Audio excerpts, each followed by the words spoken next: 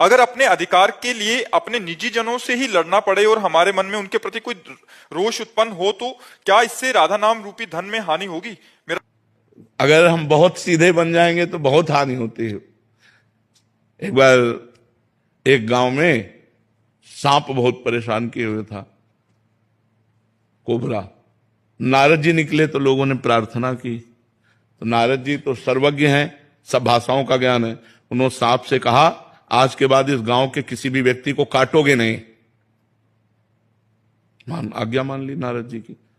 तो 2 दिन बाद लौट के आए तो सांप घायल पड़ा था। तो उनका, अरे तुम्हारी ये दशा कैसे हुई? बोले आपने करवाई। बोले क्यों? बोले आपने कहा काटना नहीं, तो जो आया ईंटा मार के चला जाता है। बोले फुसकारने को थोड़ी मना किया था, काटो मती, फुसकार मारो लंबी, तो बस काटो मती, फुसकार मारो। फुसकार नहीं मारोगे तो तुम्हें घायल कर देंगे लोग।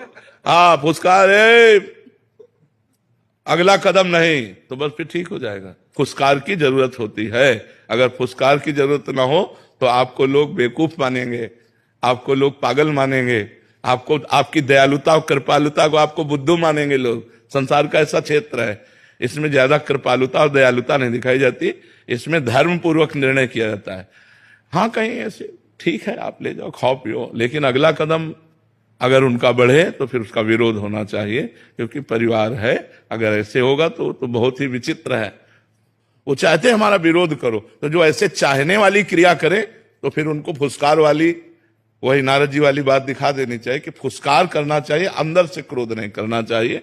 देखो, भगवान ने बचाने की कोशिश की कि दोनों भाइयों में युद्ध ना हो। दोनों भाई ही तो हैं, पांडु और धृतराष्ट्र के ही तो पुत्र हैं, तो बिल्कुल एक घर ही तो है।